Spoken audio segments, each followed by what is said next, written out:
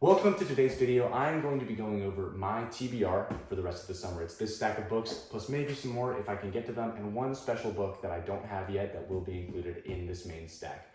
If you don't know me, I'm huge into books. I love reading. I read all the time. If you can't tell by the fact that I'm wearing medieval armor, I'm huge into fantasy and sci-fi books, and as evidenced by the fact that I am actually on YouTube making videos about books, I'm pretty into books, right? And so, I have a lot of books I want to read, right? Because that comes as no surprise. And this summer, I've got a bunch that I really want to get through. So, going over some of these books, first off, but before we get there, please, if you are subscribed or if you're interested in just like my channel, stick around to the end of the video. I have some updates about the next 11 days. So, no, it's specific and kind of foreboding. But so for the first book, for the rest of the summer, this is one I've actually already started. It's The Ringworld Engineers by Larry Niven. So Larry Niven is an author, sci-fi. I've talked about him before. He's sort of like in the golden age of sci-fi. And I read his first book, not his first book, but I read the first book in this series, just called Ringworld, and I loved it. Is it a little bit dated? Yes. Could it be published today? Probably not. I mean, I don't know, but it was great. The concepts in it are great. All of the lore of the ring world and the whole universe surrounding it is super interesting. There's this whole thing where it's like the sun has exploded, but because of the way light travels, these people don't know that it's exploded yet. But then there's like this other race called the Puppeteers that have figured it out. Super interesting. Anyway, this is the sequel to the book. And this is where the main character, Louis Wu, returns to the ring world. After all the stuff that happened in the first book, which I won't spoil in case you're interested, I highly recommend it. And it's really good. This is honestly, so far, I'm about halfway through. I think this is way better than the first one.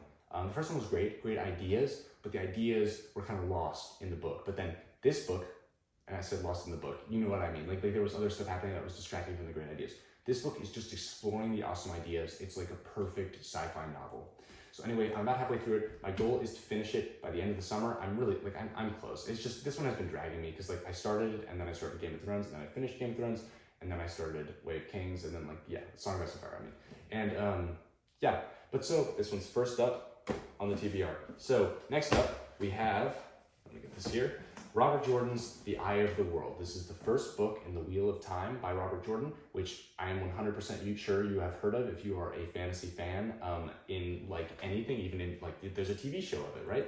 Which I think I started, but I don't really remember. Anyway, I'm really excited to read this book.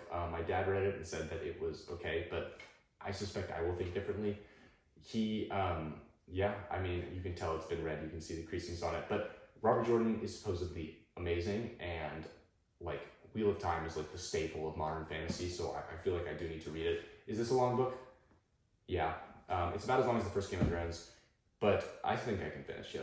Here's the thing, I read fast, it's the summer, we got this. Next up on the list, we have, big one here, Frank Herbert's Dune. Now, if you haven't read Dune by now, I mean, what are we doing, right? Like, what is this guy doing not reading Dune by now? But the thing is, I just haven't had time to read it. I never really had a chance to read it when I was in high school, and reading it now, I think is going to be the perfect time for me to do it, especially when I'm really back into this and I can talk about it to you guys. So, super excited to be reading this book, Dune. This will be coming up, I don't know when. It's also really long, so it'll take me a while to get through, but I will update you guys.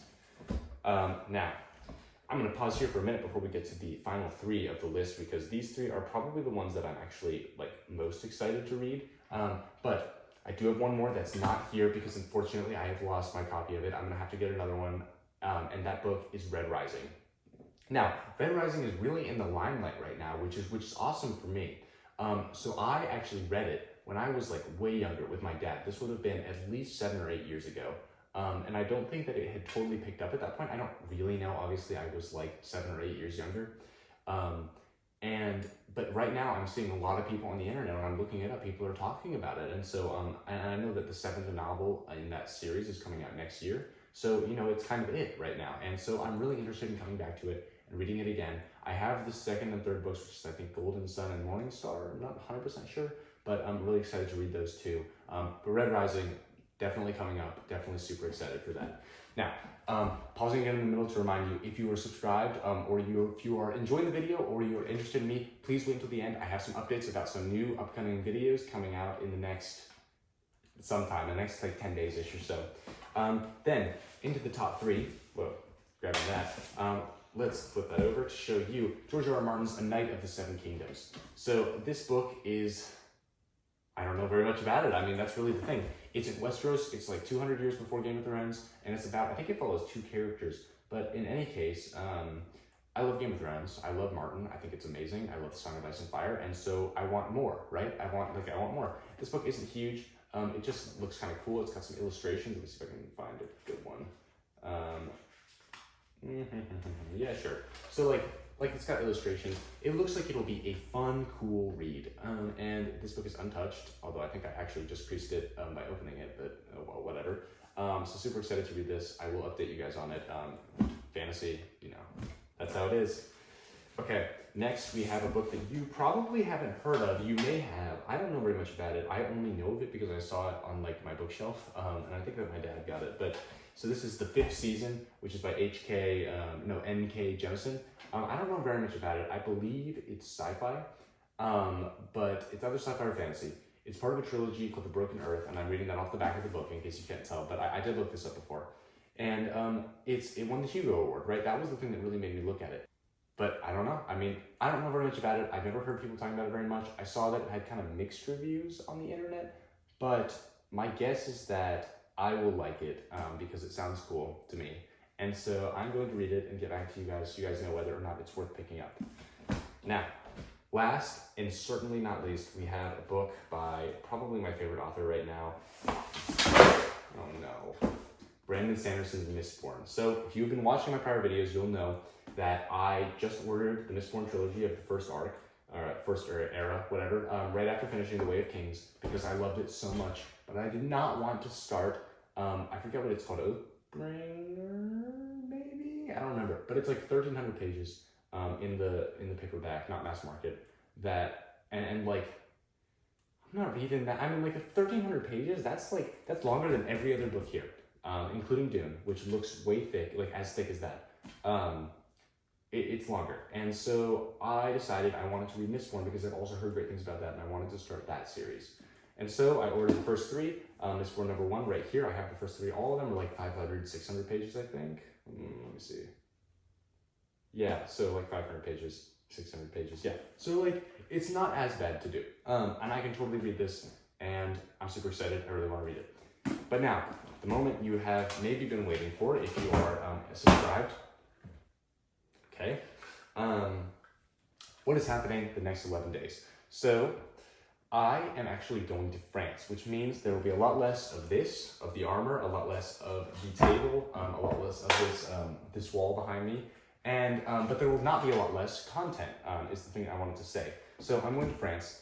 I'm going specifically to a place called Dune first, at least. I'm not sure exactly where all I'm going, but Dune is a medieval, it feels very fantasy, very medieval. It's like castles, all of the towns look like Lego sets, all the buildings. And so I wanted to, this is like kind of a surprise for you guys, but like, since I'm a medieval fantasy YouTuber, I did want to actually show you guys some of that architecture, some of that cool like French medieval, like it's like legit medieval stuff. And I thought that would be really neat. I'm going to Mont Saint Michel, which is, if you don't know, giant castle on like an island. And the only way to get to it is when the tide is low. There's like a sand bridge. Actually, I think you can get to it other ways now, but it's like when the tide is high, it looks like it's like floating in the water. Super cool. I'm pretty sure it inspired Miyazaki for, I think Castle in the Sky. I'm not 100% sure. Anyway, so that's happening. Here's the other thing. I am going to bring probably Misborn, definitely The Eye of the World and Ringworld Engineers with me. Maybe one more book while I'm in France. Because here's the thing. I will not have cell service, which means that I can only use the internet while I'm, basically I won't be able to use my phone a lot of the time. And so, that means I'll have plenty of time for reading. Not that I don't have plenty of time for reading right now, but I will have plenty more time for reading. And so, lots of reading will be getting done, especially like on flights. And so I will be getting you guys some new content about books. I will be getting you guys some new content about where I am in France and where the medieval stuff is. I promise I'm not just gonna start vlogging, right? This is gonna be strictly like medieval fantasy-based things. And also, like, I don't wanna be a public nuisance, so I'm just gonna like I'll be discreet, don't worry. But I did wanna let you guys know that so that hopefully if you're excited for it, you could let me know, because that would give me, like, I don't wanna make these videos if you guys would rather just see book videos, so let me know, because like, I don't know, it's kind of cool. So thank you guys so much for watching this video, and if you were interested in what I was talking about, you should subscribe so you can see what I think of these books. And if you are already subscribed, thank you so much, and please let me know about the next 11 days what you would like to see. So thank you guys so much for watching this video. I will see you in the next one.